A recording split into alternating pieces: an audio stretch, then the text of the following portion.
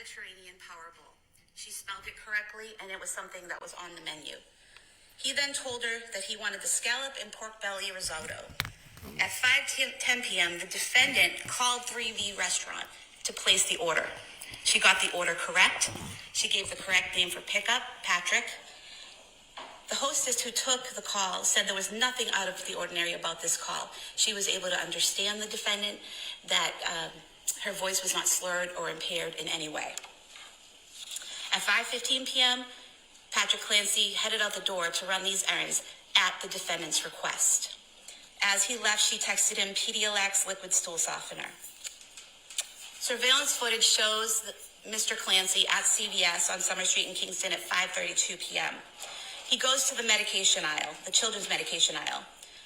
Phone records show that he called the defendant at 5:33 p.m. and she did not answer the phone.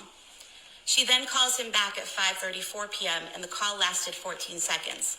He's there at the store unsure of which medication to get, and she tells him exactly what she wants.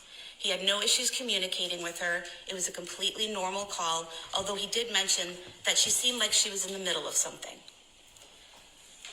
She sure was. He is on surveillance footage during this time, exiting that aisle and appeared to be using his phone. He then heads to the register, makes his purchase, and leaves the store at 5:37 p.m. He's next seen on footage at 3V Restaurant at 5:54 p.m. He picks up the food and he's out of there within a minute. When he arrives home, the first thing he noticed was the silence. He did not see or hear the defendant or the children. He actually called her cell phone at 6:09 p.m. looking for them, and she did not answer. He went to their bedroom on the second floor and the door was locked. He was able to open it, and when he looked inside, he saw blood on the floor in front of a full-length mirror and the window open. Oh. He immediately runs downstairs and into the backyard where he finds the defendant laying on the ground. She appeared to have cuts on her wrists and neck, but he stated to 911 that those wounds were no longer bleeding. She was conscious. He called 911. During this time, he asked the defendant, "What did you do?" She responded to him, "I tried to kill myself and jumped out the window." During the 911 call, Patrick can be heard asking the defendant, "Where are the kids?" He later told police that she replied, "In the basement." So immediately after this happened, she knew what she had done and she knew where the kids were. Hi, Brenda. When EMS arrived, he asked them to stay with her so he could go find his kids. This is brutal. The 911 call kept going. This was today in court. Patrick can be heard on the 911 call entering the home and heading to the basement. Hi there, Marco. At one point, he calls out, "Guys." He can then be heard screaming in agony and shock as he found his children. His screams seem to get louder and more agonized as the time passes. Cora and Callan were on the floor in the den area of the finished basement, which is to the left when you walk down the stairs, while Dawson was alone on the floor in his father's home office, which is to the right when you go down the stairs. I know, Kathleen. Each child still had the exercise band that was used to strangle them tied around their necks when their father found them. Dawson and Callan were face down on the floor. Cora was on her side with her torso turned towards the floor. He removed the bands and begged them to breathe.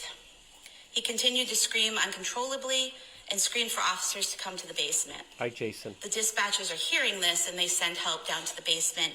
And when they encounter Patrick, he yells out, "She killed the kids." Oh, my God. The police rushed the children to ambulances that brought them to the hospital. And unfortunately, Cora and Dawson were declared dead at the hospital.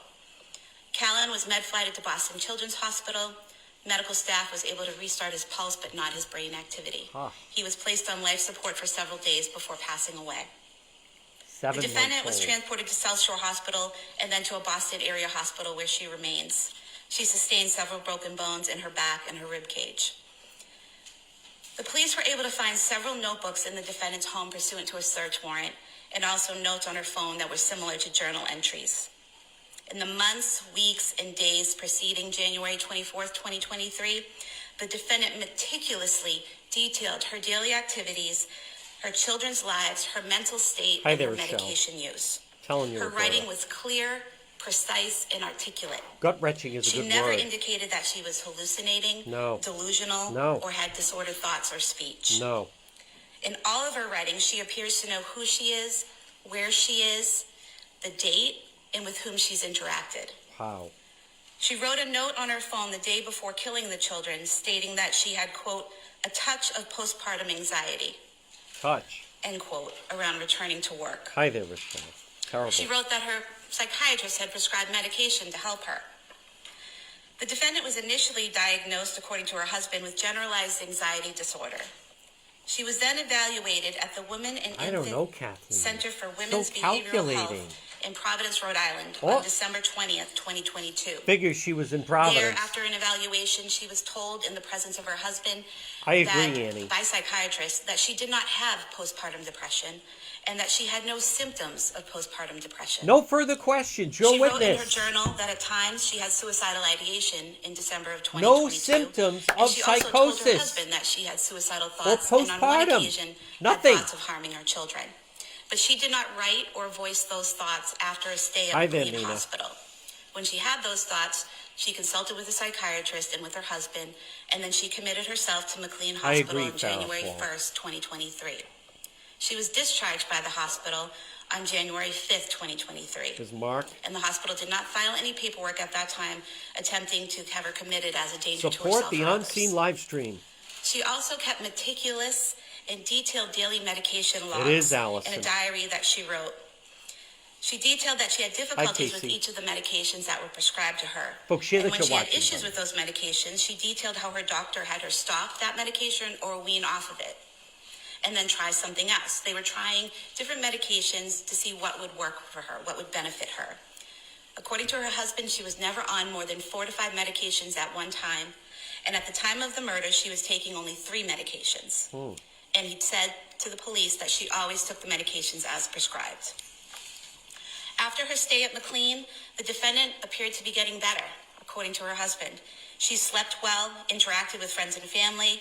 She went out with her kids and husband to places like the Kingsbury Club in Duxbury, the Charlie Horse Restaurant, Charlie Horse. the Museum of Science in Boston, the Cape Codder. Hi down there, the Lori. Cape, This is David interacting with her Sammartino, family and the T1. public without any apparent difficulties. She even stayed alone with the children on several occasions without any issues in January of 2023. Seemed fine. Her husband asked her in mid-January, "Are you still having suicidal thoughts?" And she said no. The defendant's parents visited the family the weekend of January Weekend 21st, before. 2023. They interacted with the defendant in person. The defendant was able to run errands while her mom watched the The children. Duxbury She mom. texted back and forth with her mother, and there was nothing out of the ordinary about these text messages. In fact, the defendant Hi, texted her mother Tracy. on January 22nd, Listen to this. 2023, to ask how her ride home went. During this conversation, the defendant's mother wrote, quote, "Enjoyed seeing everyone this weekend. Nice to see you doing better," end quote. On the night of the killings, Patrick Clancy was interviewed by the police at Beth Israel Deaconess Plymouth Hospital. He told the police that the defendant was having one of her best days. She was smiling and happy, and there was no indication that she was going to harm the kids. No one at all described her as acting like a zombie in the days leading up to the murder or on the day of the murders themselves. On February 5th, 2023, this past Sunday at 1:35 p.m., while sitting with Dr. Paul Zeisel, the psychologist hired by defense counsel to evaluate her mental state, the defendant used Dr. Zeisel's cell phone to call her husband. Listen to this. She left a voicemail stating that she loved him. Yesterday, on February 6, 2023, at Ready? 10:09 a.m., she again used Dr. Zeisel's cell phone to call her husband. This time he answered, and during this call, the defendant stated that after he left the house that night, she killed the kids because she heard a voice and had, quote, "a moment of psychosis," end quote. One moment. He asked her what voices she heard, and she said she heard a man's voice telling her to kill the kids and kill herself because it was her last chance. Patrick Clancy told the police the defendant had never heard voices before. He also told the police the defendant had never used the word psychosis to him before. The first time she used that word psychosis was when she was with the doctor hired by defense counsel and using his cell phone. The defendant actually wrote a note on her phone on October 25th, approximately 3 months before this happened, October 25th, 2022. She wrote, quote, "I think I sort of resent my other children because they prevent me from treating Cal like my first baby. Oh, my And I know God. that's not fair to them. I know that. I was feeling so Motive. depressed last evening when Cora and Dawson came home from school. Yes, Evelyn. I know it runs off on them, so Thank we had you, a pretty Nicole. rough evening. I want to feel love and connection with all of my kids. She then wrote that she wants to have more kids eventually. What? The children were killed by ligature strangulation. That's not happening. Ligature Listen to this. strangulation causes the victim to become unconscious anywhere from 10 seconds up to a minute. The more the victim struggles, the longer it takes. After the victim is unconscious, the ligature must be held in place with force, squeezing the neck for up to an additional 4 to 5 minutes to cause Oh, death. my God. Therefore, she had to strangle each of them to unconsciousness and then make sure the bands were squeezing their little necks for several minutes. Oh, She could have changed her mind at any point during that time and removed those bands from their necks, and she did not. The defendant did not take advantage of the situation when That's her right, husband Kristen. left the home that night. She created the situation, that's right. and she used Apple Maps to make sure she would have enough time to strangle each child before her husband returned from where she had sent him. The defendant is a danger to herself and others. She planned these murders, gave herself the time and privacy needed to commit the murders, and then she strangled each child in the place where they should have felt the safest, at home with their mom. She did so with deliberate premeditation and extreme atrocity and cruelty. And to supplement what the defense counsel's provided. All right, now, folks, you have to hear it. Good evening, one and all. It is so disturbing. And like everyone else, I was, like many of you, disturbed after I heard that. I want to give credit to Farrah Paul. There's our friend Tommy Bryan. Farrah Paul, who pointed out the first question she asked was, do I need an attorney? Not where are my children? Not how is my husband? Not what happened. Do I need an attorney? Notice also they uncover her attorney sends in the doctor to help her create the defense. Oh, we're going to have our own specialist look at her. She calls her husband. I think I had psychosis for a moment. The husband said that. She's never used that word. But what is so I can't get past, there's Brenda and Janice. I'm telling you, Allison. You know what? I want to tell you folks, as much as we enjoy humor most of the time, One After Dark, I think we have to believe that in that moment, and it went on for a while, that she was insane, because the alternative is so much worse. The alternative is too gruesome to think about.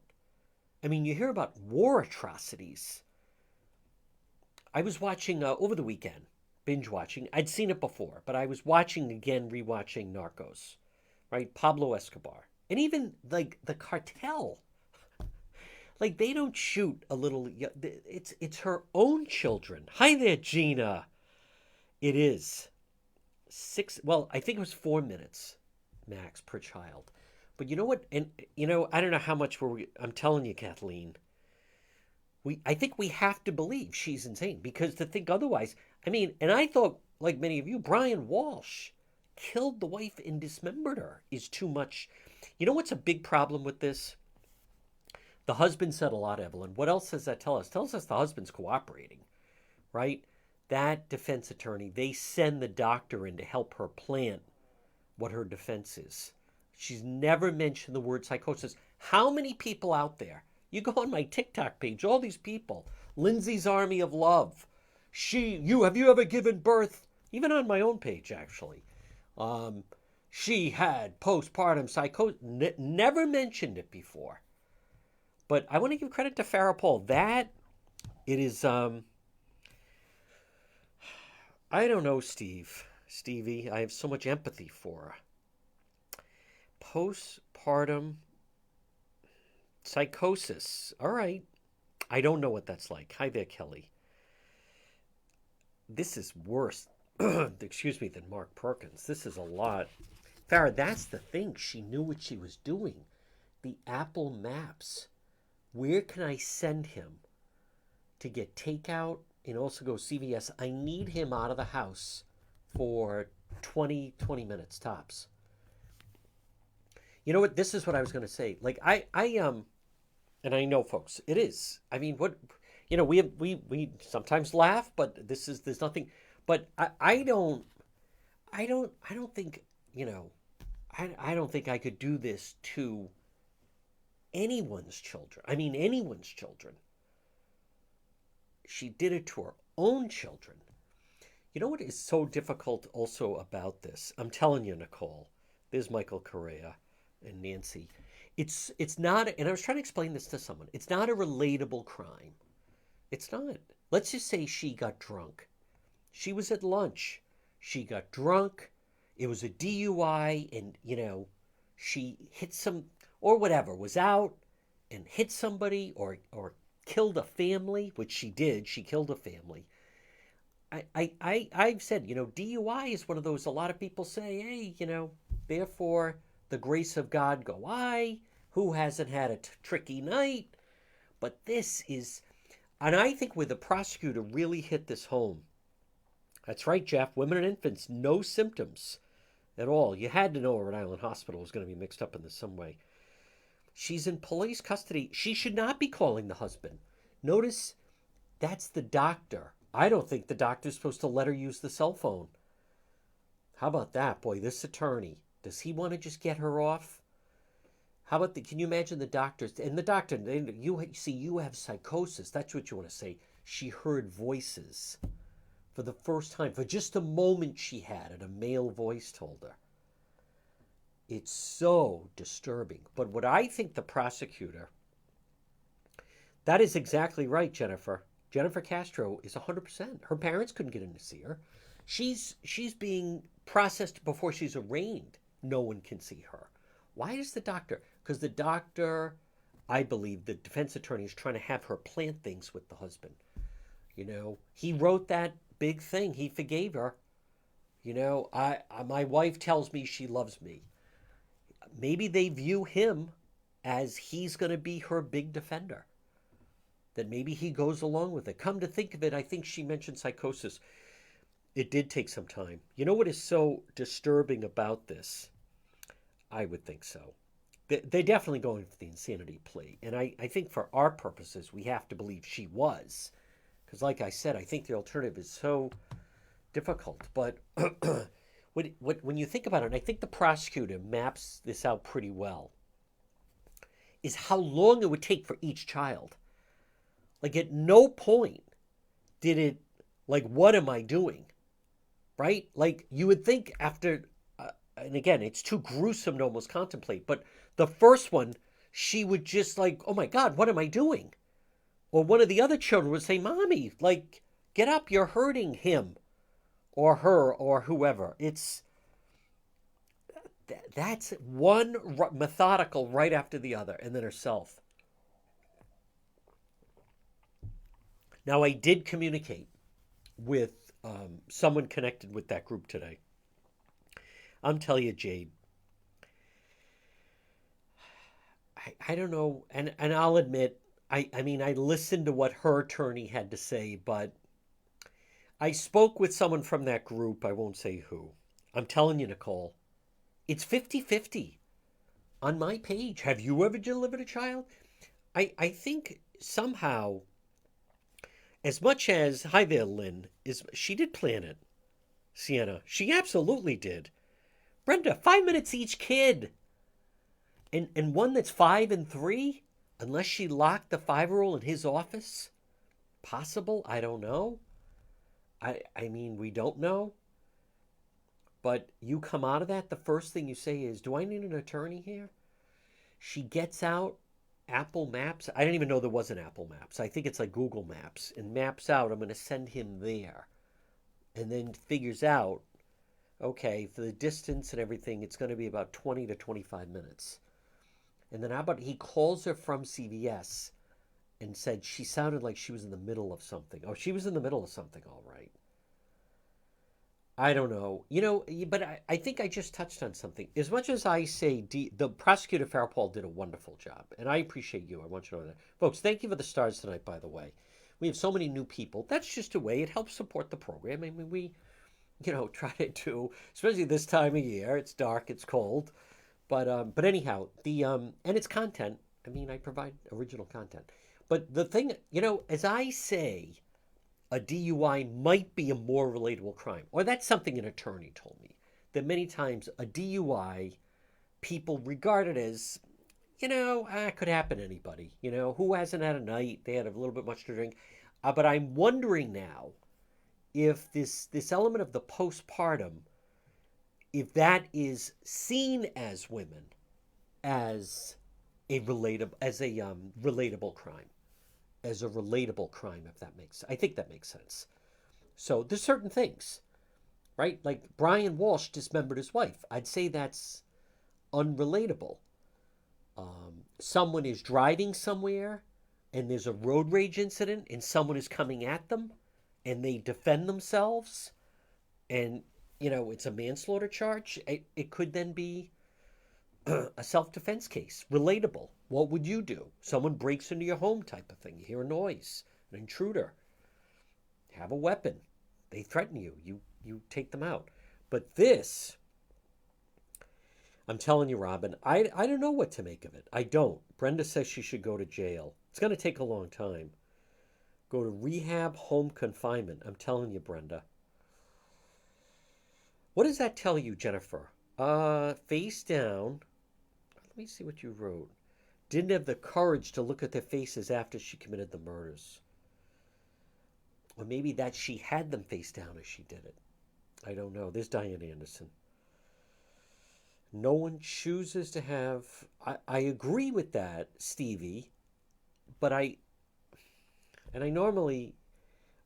wonder about that she was not... Was it missed? So the doctors... A lot of things we learned a lot about today. Hi there, Ellie. Kathleen is saying a psychosis can fool everyone, including the doctors. Evelyn's right. She took them down to the basement, sent him out, knew how long it would take, and then jumped into action. What about when he called? When he called, what if it'd been like, what's going on? I told the story, or it was a story in the Globe. John says she's not beating this case. I don't know what to make of it. The two boys were face down. Well, it was definitely premeditated. 5-year-old you would think is going to fight. Yeah. This is going to drag on a long time. Look what the attorney already was able to do. Get a doctor, let her use the cell phone and call the husband. Not once, but twice. But they didn't know that the husband was speaking with the authorities. And then, look, he's obviously cooperating, right? He could have said that was a private conversation, or he's telling them. That's the first time I've heard him mention psychosis. But I just go to, I don't know. So then she fooled all the doctors. But what I want to say was there was a story where a mother said, and I mentioned this on the radio show, that Amber, that is such a very honest observation. I felt deep compassion for her. After hearing it, it really put me on the fence. I agree with no special treatment. I agree with that. I'm not convinced of that. She's going to get special treatment. But let me just finish. There was a story in the Boston Globe. There was this mother that was convinced she needed to kill herself and her children. She poisoned their ice cream. And just as she had poisoned the ice cream, was about to serve it, phone rang, she answered. It was her pastor. And her pastor said, I understand you've been feeling a little down. wanted to just check in on you. And he kept her on the phone a little bit. And when they hung up, the ice cream had melted and she changed her mind and didn't poison herself or the children. So you wonder, I mean, the husband calls her from the aisle of CVS. She doesn't answer. But then when he does get her on the phone, conversation lasted 14 seconds. She tells him what type of medication to get. And then he said it sounded like she was in the middle of something. I'm telling you, Anna, it is just unimaginable. This is not even wartime type stuff, right? I mean, it's not. You don't hear. It's not even a wartime type crime is not like this. This it's the type of thing, let's all be honest, you don't even want to dwell on it. He left her alone with them. He knew she had it. I have so much sympathy for him as well. No, Stevie, that is not correct. And again, there's a difference between opinion and misinformation. Stevie, who knows? Not exactly a real name, but I'll play along. He knew she had it. That's not what the doctors say, and that's not what he said. And there's nothing in the journal to suggest that. So you have the husband and the doctors on one side, she's on the other side. So I just want to, there's a difference between you want to do opinion. He knew she had it. So that is not what they came out in court today on. Not at all. She was busy, Farah. You're exactly right, Jennifer. They are well known. She was not on, that was another thing. The defense attorney, 12 different medications. That's not true. I have a problem with someone may say, well, that's the job of the defense attorney. But boy, her attorney, and I know that he's a very well respected attorney in Brockton and so forth. And but the all the spin they've been doing, right? I don't like who convinced him to write that first thing about her. Maybe they thought they could get the husband on their side. The husband's communicating with the prosecution. The husband's communicating with police. Doesn't sound like the husband is siding with her. Not in any way. I found today in what we learned, and I had said, and they did disclose, I had known about the basement. I knew from the first night about the exercise bands. And I had also said I didn't want to be the one to bring that stuff out. It's too gruesome. I've heard other stuff. I don't know if it's true. I don't know if it's true and they didn't want to just say anything today. Whatever. I initially had heard the takeout took a little bit longer, but that's not what it was. It was because of the CVS run as well. But we didn't know she picked the restaurant. She mapped out how long does it take. So they live in Duxbury. The restaurant was in Plymouth. So they easily could have gone somewhere local. No, and how about she went to the pediatrician that morning? Seemed totally fine. Came home, built a snowman with the 5-year-old and the 3-year-old. Seemed totally fine. Everyone that interacted with her. Her parents were there that weekend. I thought it was effective when the prosecutor said she was not in a zombie state. So, there's still a lot about the case. How could he have been living with her and not noticed any signs? I don't know the answer to that. We haven't heard anything like that. I don't know. I'm curious about this person that suddenly pops up. Stevie, who knows, but I'll allow it. That's interesting to put direction under the husband. How could he have been living with her and not notice any signs? Her parents were there that weekend. Her parents didn't notice anything. She was communicating and interacting with people. So if you want to point the finger at the husband, I think you'd have to say that if she fooled him, that maybe she fooled everyone. I don't know, Holly Ferris. Very commonly said it is. No, Brenda, it was... I thought it was closer to, I think it was closer to 5:30, 5:35. I could play it again, but I think it was closer to 5:35, the timeline. I don't believe it was I don't think it was 5:15, but I can pull that up. But anyhow. Well, folks, that is the latest. I mean, it's absolutely, I just don't remember a story this heartbreaking with a parent. That's exactly right, Janet. Her mother said, well, good to see you doing better. The parents take the ride and go through it. They want to get a sense of her. They must have left feeling, all right, she's doing better. The fact the mother said, I'm glad to see you doing better, shows that it was certainly known in the family that she was struggling, that she was having some problems. That's what it sounds like. Not tonight. We'll have another night about that. Tommy. It is 6 weeks till spring. We'll have much more at nights. Thank you, Jennifer Castro. I didn't realize that. Some in the law field. I know, Ellie. Can you imagine the first thing she asked? Do I need a lawyer here? Huh. Do I need a lawyer? Interesting. Not where are the children? Are they okay?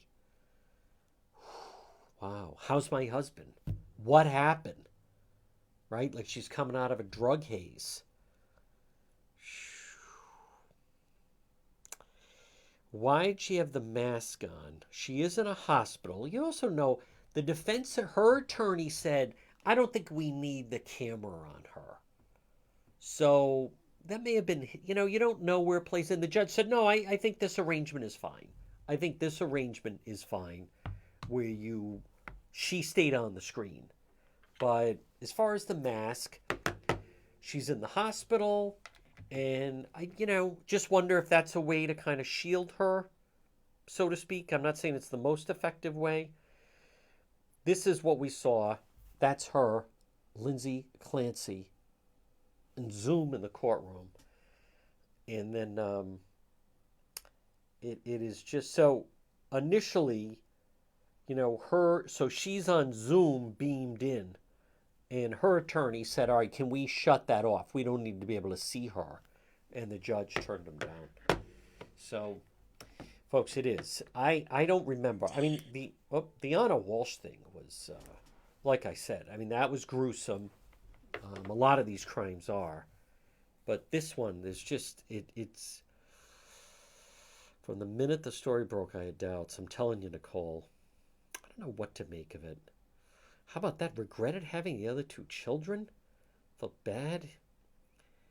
Maybe people feel that way. I don't, I'm the youngest of 7, so I don't know. They said she had anxiety. That's exactly right. Thank you. For not postpartum. No one mentioned psychosis. Yes.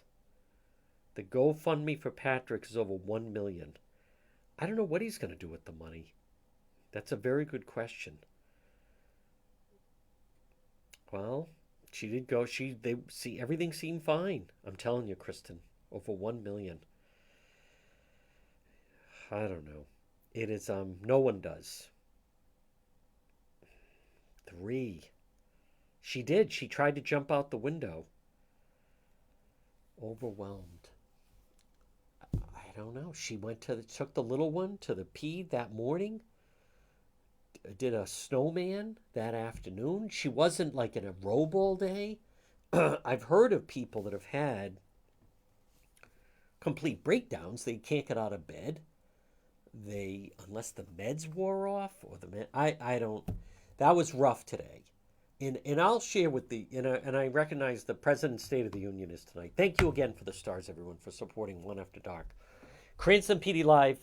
We're going to be doing it again this week. I'm going to post for subscribers only when we're doing it first. They get to find out first. But I think what can't be lost is, number one, if you've been paying attention, there have been so many people that have been supportive of her. All these women. How dare you? You don't know what it's like. Not guilty, not guilty. I had that, the blues, the weepies, postpartum depression, so forth. But the prosecutors were all business. The prosecutors she was methodical. She didn't find herself alone with them. She made sure she was alone with them. She sent him out. She researched how long it was going to take. She called in to the CVS. She made the arrangements and picked that restaurant. She sent him on the mission to get him out of the house to do that. So now that started sometime late afternoon. Maybe he came in from after the snowman, but it's not what one might think of when there have been people that have, lack of a better phrase, a complete breakdown. And normally they haven't showered, they don't eat, they don't sleep. They're in a robe. They can't get out of bed. They're crying. I want to die. It's, terrible. That's the thing. Yes, there is. Yes, there is. Yes, Stevie, who knows? Prosecutors were very good. There's my friend Mary Ann, my old classmate. That's what she said. You know, I want to touch on that just for another minute, Amber Rose. Having one of the best days in a long time. Now, right afterwards, I speak, as many of you know, Juan communicates with many different individuals, but I talked to a criminologist, and he believes the reason that she said that was because she had made a decision of what she was going to do. Don't kill the messenger here. The reason why she was having one of the best days she's had in a while, because now it all seemed clear. The children needed to go. Again, he said he's heard people that are in distress, and then the moment that they come up with their plan, it's like a burden has been lifted. Now they know what they're going to do. So then they're happy, as crazy as that sounds. Thank you, David Sermartino. No, absolutely not. The whole thing of the basement.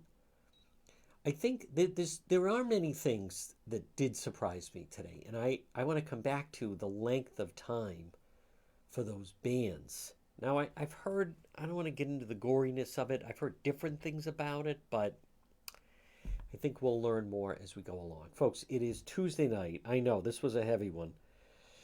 Yes, it's like Google Maps, but it's Apple Maps, is what it is. Thank you, Jane Rice. Glad to hear Buddy's doing better. We're hearing Ladybug is doing better. That's all I'm going to say. I'm not going to get into any more details, but we heard that she is slowly maybe on the mend, but we'll have to wait and see. All right, we're back on the radio tomorrow at 11. The President's State of the Union is tonight. I have to watch it. I mean, I don't want to watch it. But folks, this one, we're going to, we've gone very in-depth on this case. We're going to continue. This has been, and this is a difficult case. It is. I mean, anyone that heard that, if you heard that, and if you haven't heard it, I posted on the page. The first 10 to 12 minutes of that here, arraignment this afternoon is as rough as it gets. It just is. I don't know. I can't. You're right. People that say you don't know what it's like. You're right. I don't know what it's like. Those thoughts have never entered my mind. Never. I'll come back to, listen, there are people that say, my family will be better off without me. My children will be better off without me. They're wrong, right? Twitch on Ellen. Something happened. Something snaps. Twitch the DJ leaves his house, takes a handgun, checks into a hotel, whatever, motel, very close to his home, and takes his own life. He was wrong. My family would be better off without me. It does happen, but not this. This is just, it is unimaginable. And I just want to say one more thing. It's not even the type of thing you'd hear about Russian troops doing to Ukrainian children or something. I mean, it's Holocaust type stuff. I mean, it's beyond the pale. All right, it is Tuesday night. Thank you, everybody. Post any comments that you like. Subscribe to the page. Thank you for the stars. It's been a very heavy Tuesday night edition. The Duxbury case of Juan After Dark.